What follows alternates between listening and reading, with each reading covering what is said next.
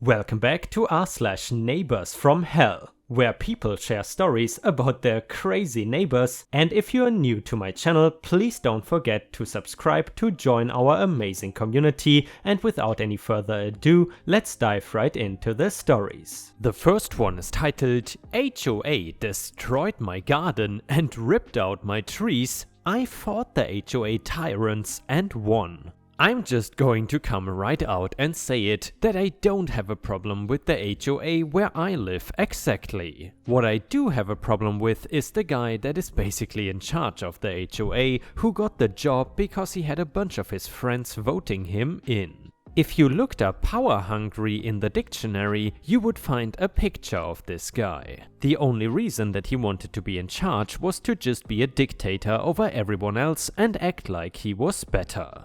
It was absolute hell for a while, as he decided to enforce what rules he wanted, when he wanted, and honestly, I think he made stuff up on the go. Of course, he never did this to any of his buddies and overdid it to anyone that he had a problem with. Now, some of you might be wondering how the two of us tie together, and that is a bit of a crazy story. Me and my friends ended up on this guy's radar, and we honestly were not exactly sure how. I don't recall crossing paths with him, but my guess is that word got around that I didn't like him and was calling him a dictator with my friends. Anyway, he started trying to fine us for every tiny thing, from us not bringing our trash bins in early enough to having our grass half an inch too long. Really scummy stuff, so obviously we all decided that he was going too far and we needed to do something about it. None of us are really the confrontational type though, so I decided to do the tamer approach and call the HOA board demanding that he step down and be replaced. My friends did the same thing and we hoped that maybe our complaints would change something.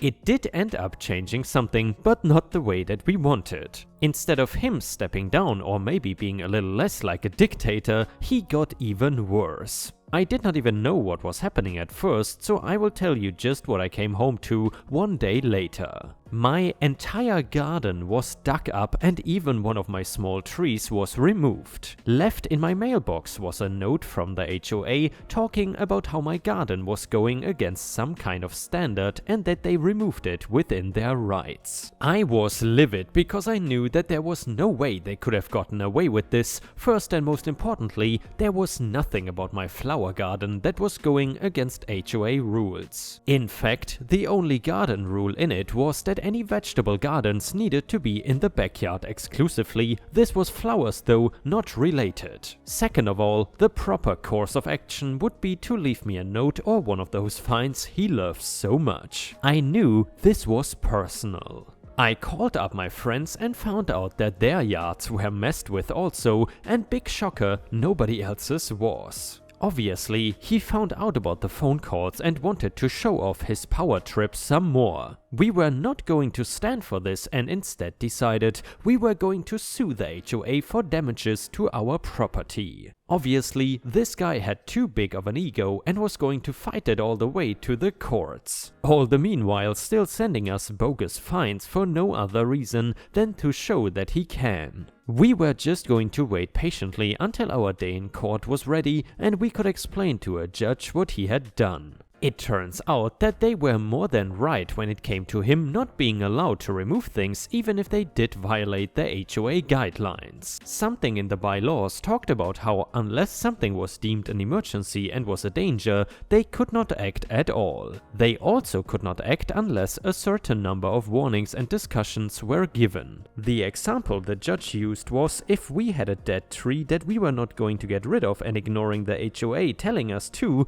then they had the rights to come onto the property and do it. So right there, he got a good telling off for not following the rules and regulations that he was in fact in charge of exerting. Second and juicier is the fact that of course him destroying our properties had nothing to do with HOA rules and was basically trespassing and destruction of property. We all won some money for damages and I walked away with a clean $37,000 to replant my garden and pay my lawyer. My friends also got some money, but of course there was a bigger issue that we needed to take care of. Now, even though he lost in court, that dictator was still president of the HOA and even with winning against him in court, it did not feel like enough revenge. It was not like any of the money came out of his pocket anyway. Plus, he was still going to be around to harass us even harder for beating him in court. We were not going to rest until this guy was so hated he would not have a choice to stay in power. You might be wondering how 3 ladies in a neighborhood could accomplish something like that, and the answer is one simple word: gossip.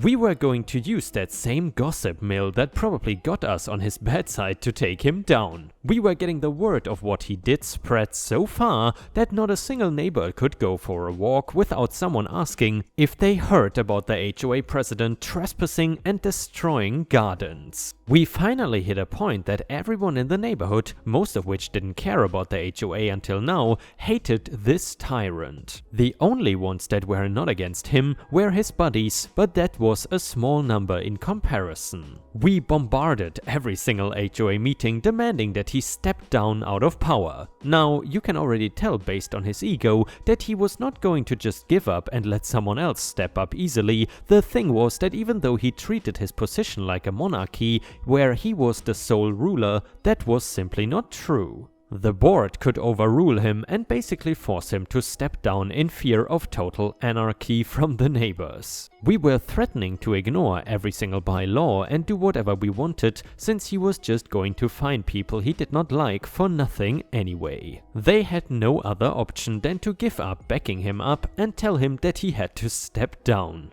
A revote was cast and someone much more down to earth was given the job. I have not heard anything about him since then, and the HOA is being run much more smoothly now with the new guy in charge, with more of a focus on the community working together. And yeah, ripe stars, I gotta say that is a very happy ending, and certainly also an encouragement for people that might be in similar living situations, aka dealing with a crazy HOA president. And this story just proves that if you bond together with other neighbors and try to change something, that it actually might work. Either way, if you enjoyed the HOA stories, then I would really appreciate it if you could also like the video, because that would help my channel tremendously. Thank you so much in advance.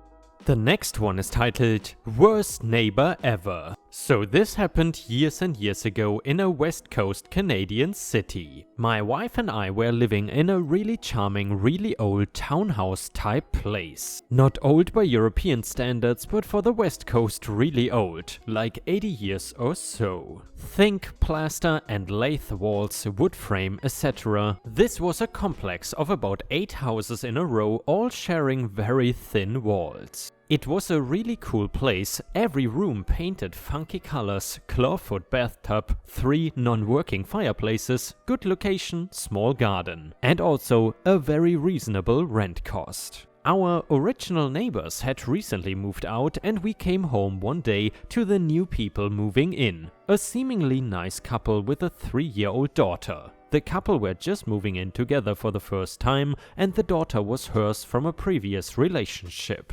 We decided that it would be a great idea to be good neighbors and help them move all their stuff in their new place. So for the next couple hours we carried boxes, furniture, all their stuff inside, and then since their place was naturally pretty messy, we invited them over for dinner for their first night there. We cracked open a couple bottles of wine and everything was going well until the lady started getting drunk and decided that our living room was the perfect place to start a fight with her boyfriend. After about 5 minutes he had enough and went back to their house with her in tow, not willing to give up on a good argument. My wife had drank just enough to be in her "I can help diffuse the situation" mode and went over to try to help smooth things over. Personally, I had no desire to get involved with someone else's domestic issues, so I stayed home to watch TV. And since we had such thin walls, I could still monitor the situation next door. After about a half hour, the lady had enough of my wife and turned on her. I heard the words,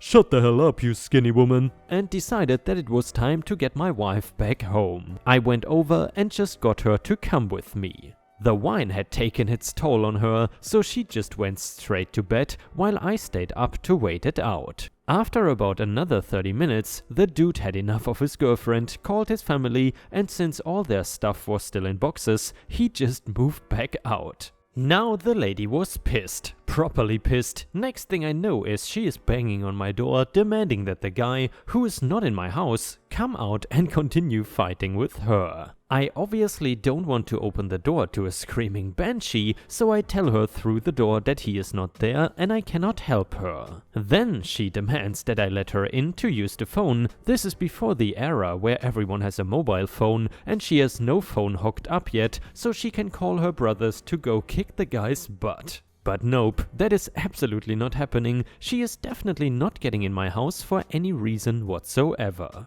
So then she tells me that she's gonna call her brothers to come kick my ass. She just needs my phone to make that happen. Damn, good luck with that, still not getting in. I stay awake for a while, listening to her scream outside my house, and then eventually she calms down and goes back to her place. Things seem to have calmed down. I have not heard any screaming or any noise for a while, so I go to bed. I am still a bit keyed up from this, so I am reading for a while, and then I hear my screen door slam shut, which is a bit strange. So I go downstairs and look outside the kitchen window to see what is up. However, nobody is there, but there is a weird flickering light on the deck. So I open the door and that crazy woman has taken some rolled up newspaper, lit them on fire and put between my screen and the main door. Now, like I mentioned earlier, this is an old place built out of now very dry seasoned wood. If I had not noticed it, the entire complex of 8 houses could easily have gone up in flames. And it was around 1:30 in the morning, so most of the tenants would probably be asleep in their beds. I stamp the fire out and get on the phone to call 911. I am super agitated at this time and tell the operator that I need the police as my crazy neighbor has just tried to burn down my house. She asks if I need the fire department,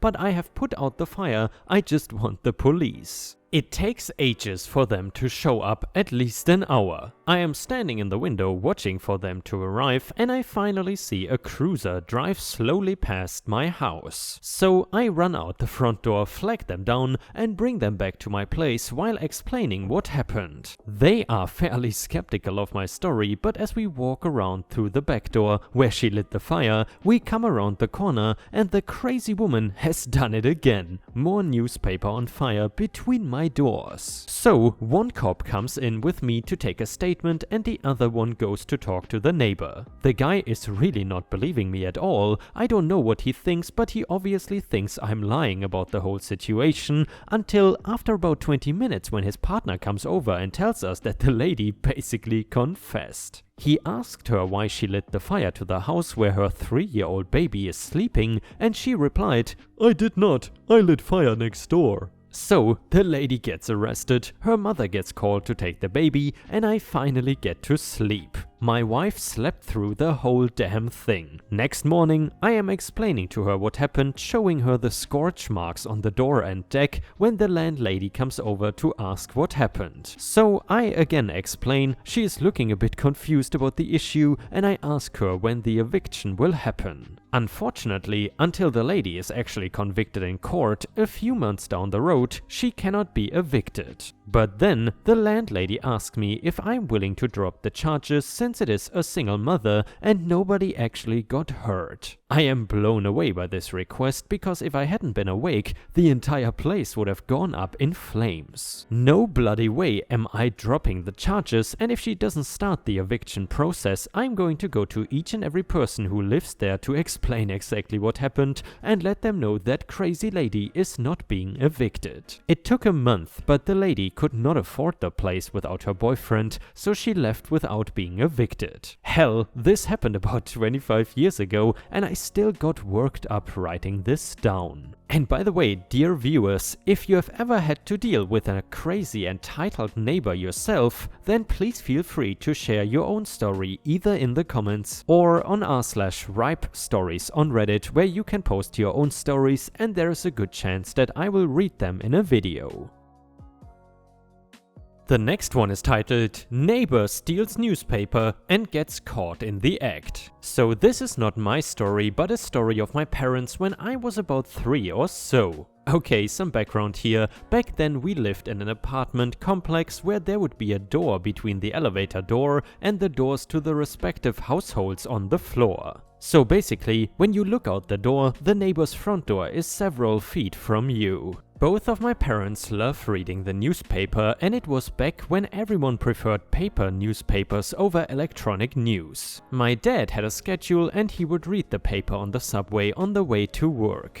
But one day, the daily newspaper was not at our door. At first, Dad thought that the paper agency had messed up and did not care. However, he began to suspect that our neighbors were stealing the paper. This was because every day the neighbor's door would open really early right after the paper delivery time. So, he came up with an ingenious idea. He woke up really early before the paper arrived, and when the paper finally did come, he had my mom sew a piece of string onto the paper and flipped it on its back so the string would not show. He pulled the string under the door and waited. Then, right when he was about to give up, the string moved back out from the door. Dad leaped to his feet, opened the door, and caught our neighbor stealing the paper in the act. Her excuse was that since Dad worked for a large news agency, he would have all the news we wanted and that she deserved the paper more than we did. We called the police and had her arrested for theft. She had to pay a hefty $200 fine in the end. And Ripe Stars, I'm curious, did you ever have any neighbors that stole newspapers from you? I gotta be honest, it happened actually quite a few times that newspapers were missing, because where we live, it's basically a multi-family building or whatever it's called. So basically there are like 12 families in one house, and we are 2 of the only families in the house that have a fairly expensive newspaper subscription, and quite a few times the newspapers were actually missing, especially on Sunday when the extra expensive newspaper is coming. But then again, I'm not exactly sure if it was really stolen or if the mailman just forgot to give it to us that day. Has that ever happened to you? Let us know in the comments. The next one is titled Laundry Revenge. I used to live in a country where it is very common to have a few common washing machines for the building instead of personal ones in rental, and these are found in the basement. You would generally have to pay to use it, usually via a card. You would insert the card in a separate machine. It would take out about $2.50 per washing cycle. And yep, you read that right. And could take the money back at the end if it hadn't used it all. Though not everybody in the building knew that, we would teach this to nice neighbors. Many buildings would have a fixed time schedule for each apartment in the building, but not my building. It was free for all, and my boyfriend and I thought we got lucky because some of our friends would only have a few hours every 2 or 3 weeks, which we thought was absolutely disgusting because we come from a country that clearly has a different standard for cleanliness. In fact, one of our pet peeves was people touching our laundry after it was washed, and even worse,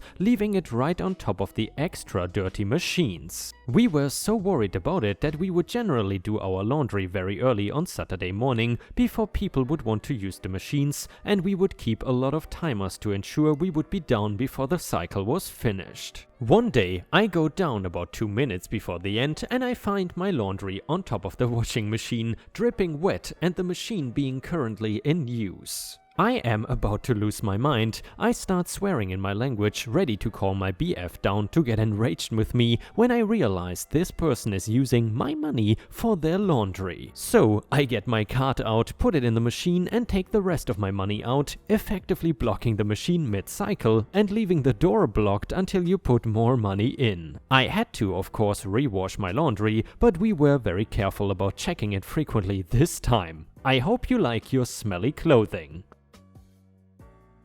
And Ripe Stars, with this we have reached the end of the video. However, if you still cannot get enough of my content, then I would highly suggest to check out my endless binge watch playlist, which will soon show up in the left corner of the screen. In addition, I would really appreciate it if you could not only subscribe to the channel, but also turn on the bell notifications, which you can do by clicking on the little bell icon right next to the subscribe button. This will help my channel tremendously, and this will make sure that you don't miss any of my videos. Furthermore, if you want to see additional ripe content that I don't post on YouTube, then I would suggest to head on over to patreon.com/ripeyoutube for more than 50 exclusive videos that you will not see anywhere else. Thank you so much for your amazing daily support, and I hope to see you again tomorrow.